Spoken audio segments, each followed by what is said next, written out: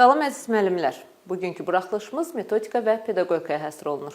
Aynur Rüstəmovanın təqdimatında şagird yönümlü təlimdən danışacağıq. Salam Aynur xanım.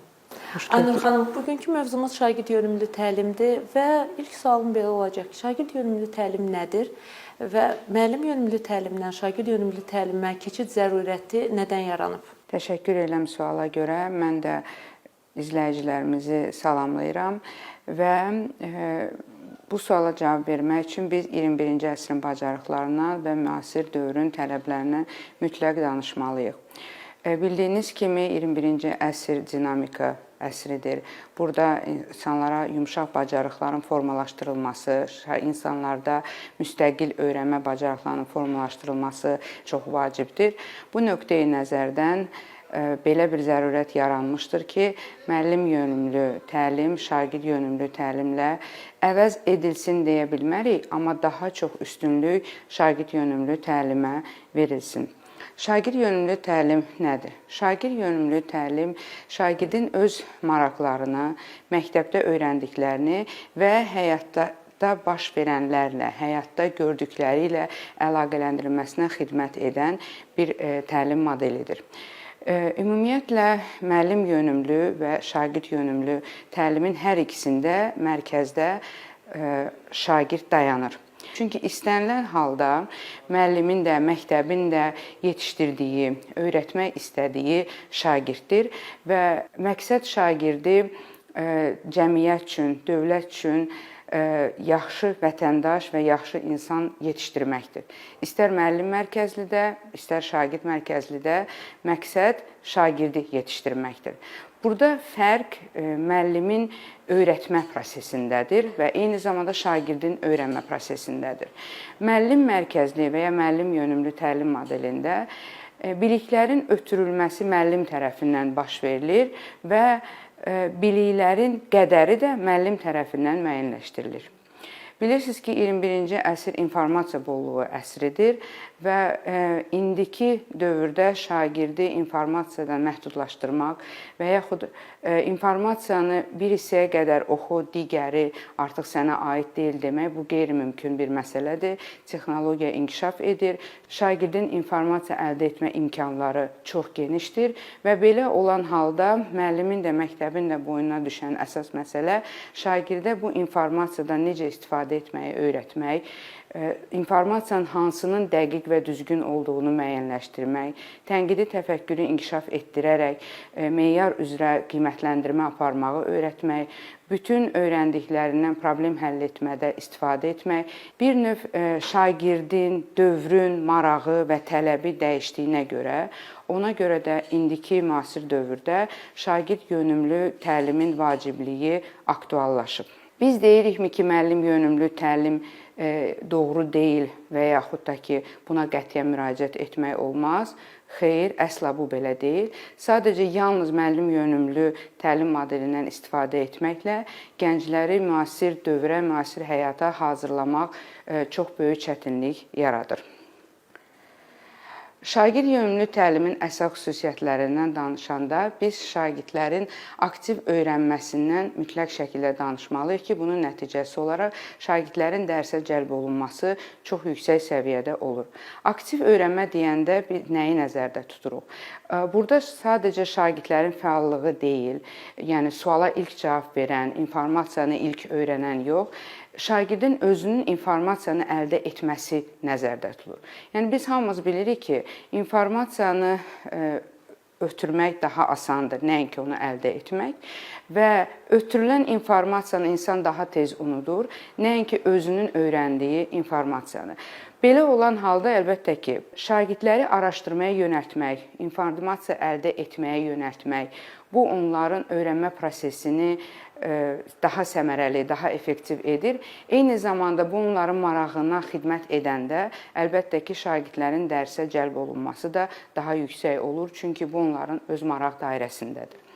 Təlimin diferensiallaşması, bu yenə də dediyimiz kimi şagirdlərin marağına xidmət edən təlimin qurulmasıdır. Burada həm şagirdin özünün maraqları, həm şagirdə aid olan dövrün maraqları nəzərdə tutulur. Şagirdin özünün fərdi öyrənmə tərzləri nəzərdə tutulur. Əlbəttə ki, hamıya eyni şəkildə təlim keçəndə, nəyisə öyrədəndə birinə maraqlı olur, birinə maraqsız. Amma öyrənmə tərzlərinə istinadən əgər biz təlimi qururuqsa, burada yenə də şagirdlərin dərsə cəlb olunması yüksək olur və onların öyrənmə prosesi daha səmərəli və daha effektiv olur. Əməkdaşlıq və ünsiyyət.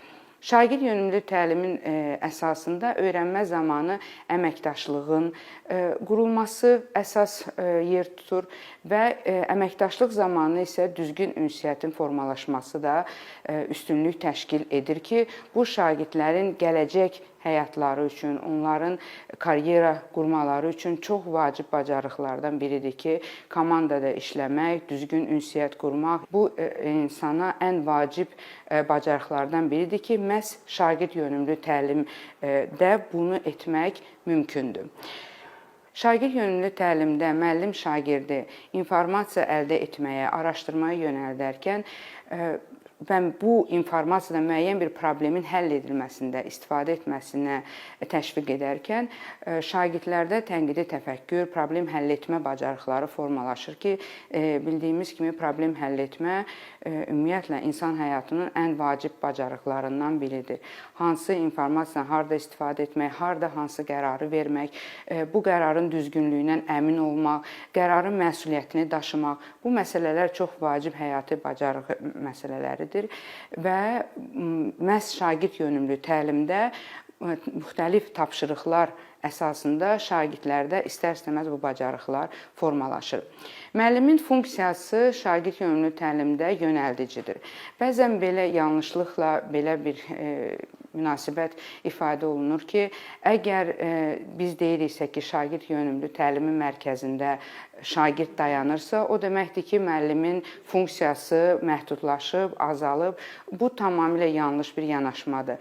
Müəllim həmişə şagirdi öyrədən tərəfdir. Yenə də deyirik ki, burada sadəcə öyrətmənin funksiyası dəyişir. Əgər müəllim yönümlüdə onun öyrətməsi biliklərin, hazır biliklərin ötürülməsi idisə, bu metoddan istifadə edirdisə, burada isə hazır biliklərin ötürülməsi deyil, biliklərin əldə edilməsinə yönəltmədir. Və bunu da qeyd edək ki, biliyi hazır ötürmək şagirdi bilik əldə etməyə yönəltməkdən daha asandır. Çox zaman müəllimlər daha çox müəllim yönümlü yanaşmaya meyllənirlər. Düzdür, onun da müəllim yönümlü yanaşma da təfəkkür əsaslı ola bilər və əzbər əsaslı ola bilər. Yəni, baxmayaraq ki, təfəkkür əsaslı müəllim yönümlü model o da səmərəlidir, amma o da müasir dövrün gənclərini inkişaf etdirməyə, yetişdirməyə kömək etmir. Və müəllimin şagird yönümlü təlimdə fasilitator rolu oynaması, yönəldici rol oynaması müəllimin işini daha da məsuliyyətli edir və daha fərqli məsuliyyətli edir desək, daha doğru olar. Və şagird yönümlü təlimdə mütləq şəkildə refleksiyanın, özünü qiymətləndirmənin, özünü refleksiya etməyin olması, bu özü də şagirdlər həm tənqidi təfəkkürün olması, həm obyektiv qiymətləndirmə bacarığının olması, təhlil etmə bacarığının formalaşdırılmasına, qiymətləndirmə bacarığının formalaşdırılmasına, situasiyanın özünün dəyərləndirilməsi bacarığının formalaşdırılmasına kömək edir, şərait yaradır ki, bütün bu dediklərimiz də həyatda insan üçün lazım olan ən vacib bacarıqlardır. Biz tez-tez layihə əsaslı dərs və yaxud araşdırma əsaslı dərs bu tip terminləri eşidirik. Bu terminlərin, bu ifadələrin şagird yönümlü təlimlə hər hansısa bir əlaqəsi varmı, yoxsa tamamilə ayrı-ayrı məsələlərdir? Siz çox uğurlu nümunələr çəkdiniz, Pərvinə xanım. Çünki şagird yönümlü təlim modellərindən danışanda layihə əsaslı, problem əsaslı, araşdırma əsaslı, sorğu əsaslı və birgə öyrənməyə dayanan, birgə öyrənmə əsaslı təlim modelləri çox geniş yayılmışdır və bu modellərin rolu şagird yönümlü təlimin tətbiqində xüsusi yer alır. Belə ki, bizim bayaqdan danışdıqlarımız komandada iş, araşdırma, hər hansı bir işi ortaya qoyma, problem həll etmə və s. bu kimi məsələlər istər layihə əsaslı, istər problem əsaslı, istər araşdırma və ya sorğu əsaslı öyrənmənin əsasında dayanan məsələlərdir. Məsələn, layihənin icrası üçün müəllim bir komanda yaradır. Komandanın ümumi bir işi vardır və bütün komanda üzvləri bu işi icra etmək üçün məsuldurlar və onlar bu işi daha uğurlu təhvil vermək üçün əməkdaşlıq edirlər. Burada istər-istəməz şagirdlərdə həm akademik bilik bacarıqları yüksəlir, həm sosial bilik bacarıqları yüksəlir, həm emosional bacarıqlar yüksəlir. Çünki proses zamanı kimisə kimdənsə xoşu gəlməyə bilər, amma o bu iş üçün, ümumi bir iş üçün öz şəxsi mənafeyini kənara çəkməlidir. Çünki əks halda komanda işi uğurlu alınmaz. Və yaxud da ki, kimdənsə inciyirsə, yenə də həmin an susur, çünki onlar ümumi iş üçün çalışırlar. Və eyni zamanda şagirdlərdə ortaq dəyərlər formalaşır. Bax, bu kimi işlər hamısı şagirdlərdə həyati bacarıqlar formalaşdırır və şagird yönümlü təlimin xüsusiyyətlərini özündə əks etdirir. Və eyni zamanda sadaladığınız dərs mərhələlərinin hər birində mərkəzdə şagird dayanır, müəllim isə fasilitator kimi onu kənardan yönləndirir, hər hansı bir akademik biliklərin qazanılmasında və ya sadaladığınız bacarıqların qazanılmasında yardım edir. Bəli, tamamilə doğrudur. Bu sadaladığımız bütün təlim modellərində şagirdin özünün öyrənməsi, müəllimin isə bu yolda onu yönəltməsi çox əsas yer tutur və belə olan halda şagirdin öyrənməsi əlbəttə ki, yüksəlir və eyni zamanda onun prosesə cəlb olunması da yüksəlir. Şagird yönümlü təlimin üstünlüklərindən demək olar ki, biz danışdıq və 21-ci əsrin insanının formalaşması, inkişaf etməsi üçün bu bacarıqlar, bayaqdan sadaladığımız bacarıqlar çox vacibdir. Dərsin içində müəllim üçün hansı üstünlüyü var şagird yönümlü təlimin? Biraz da bundan danışaq. Müəllimlə şagirdin ünsiyyəti şagird yönümlü təlimdə müəllim yönümlü təlimdən fərqli olur. Belə ki, burada müəllimlə şagird əməkdaş kimi öyrənmədə bir-birlərinə dəstək olurlar. Belə mühitdə sağlam emosional mühit yaranır və şagirdlərin özünə inamı, özünü ifadə etməyə meyilliliyi artır. Onlarda daxili motivasiya yaranır ki, bunlar çox vacib məsələlərdir. Sinifin idarə edilməsi də müəllim üçün rahat olur. Çünki burada bir dinamik idarə etmə, çevik idarə etmə olur. Müəyyən qaydalara əsaslanan, eyni zamanda şagirdlərin problem həll etməyə yönələn sinif idarə etməsi müşahidə olunur ki, müəllim üçün bu prosesi asanlaşdırır. Bütün şagirdlərin öyrənməyə cəlb olunması bu ümumiyyətlə müəllimin uğuru deməkdir. Müəllimin şagirdlərin hamısını prosesə cəlb edə bilməsi bu hər müəllim üçün nailiyyətdir deyə bilərik. Çünki bu prosesdə şagirdlər akademik bilik bacarıqlarının üzərində işləyirlər, təlim nailiyyətləri yüksəlir, hansı ki müəllimin yaxşı müəllim olması məhz bununla ölçülür. Və bu görülən işlərlə müəllim özünün nailiyyətlərini, eyni zamanda sinifinin təlim nailiyyətlərini yüksəltmiş olur.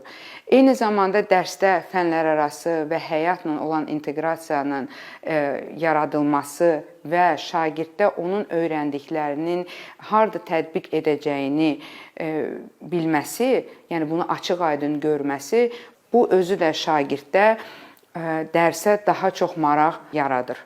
Və şagirdin dərsə marağı artdıqca onun öyrənməsi də əlbəttə ki, yüksəlir. Ümumiyyətlə, yəni bu sübut olunmuş bir fikirdir ki, insan nəyi nə üçün etdiyini biləndə onun öyrənməsi də yüksəlir və onun prosesə marağı da artır.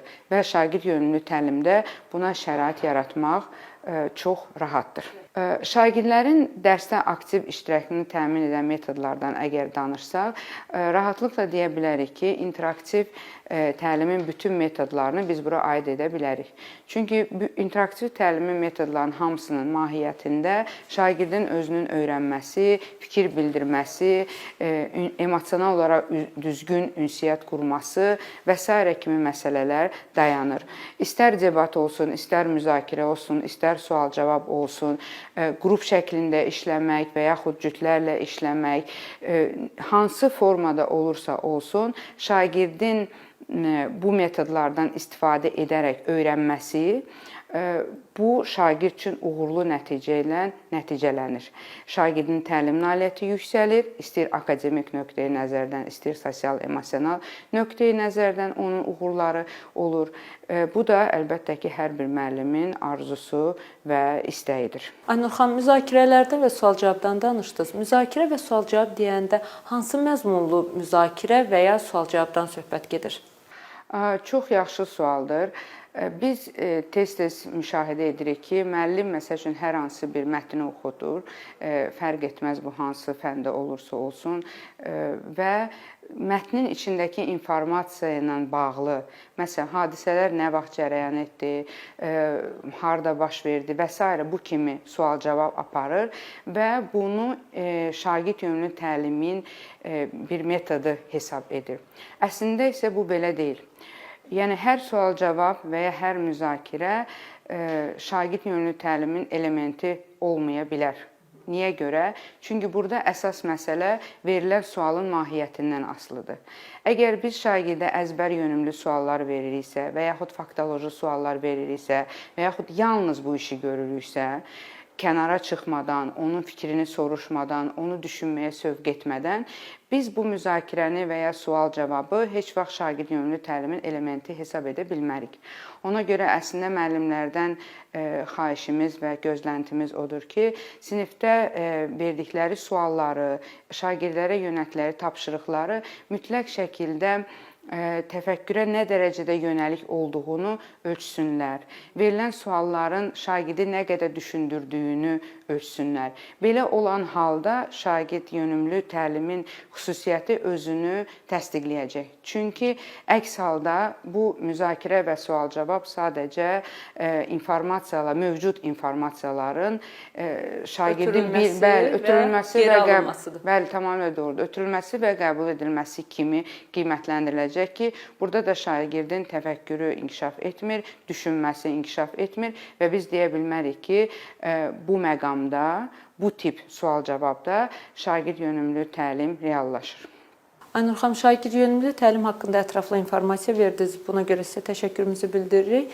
Və bizi maraqlandıran digər bir sual sertifikasiya imtahanında ümumiyyətlə şagird yönümlü təlim test tapşırıqlarında necə öz əksini tapmasıdır? Təhsil verənlərin sertifikatlaşdırılması imtahanında, test mərhələsində şagird yönümlü təlim və bununla bağlı olan digər mövzular, məsələn, müəllimin fasilitasiya bacarıqlarıdır, ümumiyyətlə təlimin qurulması, təşkil edilməsi, bu kimi mövzular situasiya əsaslı tapşırıqlarla ölçülür. Müəllimin sinifdə davranışı, şagirdlə ünsiyyət qurması, emosional bağ yaratması, şagirdə təfəkkür yönümlü tapşırıqlar verib-verməməsi, bu formada situasiya tipli tapşırıqlar kimi bu vaxta qədər ölçülmüşdür. Ona görə də müəllimlərə tövsiyəm olardı ki, mövzuları oxuyanda, öyrənəndə, tanış olanda əvvəla öz təcrübələrinə mütləq çıxış etsinlər, suala cavab verərkən öz siniflərini, öz şagirdlərini gözdən qabağına gətirsinlər və eyni zamanda mövzuları inteqrativ şəkildə öyrənsinlər, yanaşsınlar. Məsələn, şagird yönümlü təlim interaktiv təlimlə bir müstəvidədir və yaxud interaktiv təlim metodları və ya iş formaları ilə bir müstəvidədir. Məsələyə bu cür yanaşsalar çox effektiv olar. Ümid edirik ki, müəllimlər də sualları cavablandırarkən həm dediyiniz kimi bəzi mövzuların inteqrasiyasına diqqət yetirərlər, eyni zamanda öz təcrübələrinə istinad edərlər. Çünki belə olduğu zaman situasiya tipli tapşırıqların cavablandırılması daha asan və rahat olur. Mən də öz növbəmdə imtahanda iştirak edəcək müəllimlərə uğurlar arzulayıram və inanıram ki, sözünüzə qüvvət, əgər onlar öz təcrübələrinə istinad etsələr, nəticələri çox yüksək olacaq. Təşəkkür edirik iştirakınıza görə və eyni zamanda ətraflı izahınıza görə. Əziz müəllimlər, biz bugünlük verilişi yekunlaşdırırıq. Növbəti buraxılışlarda görüşənə qədər.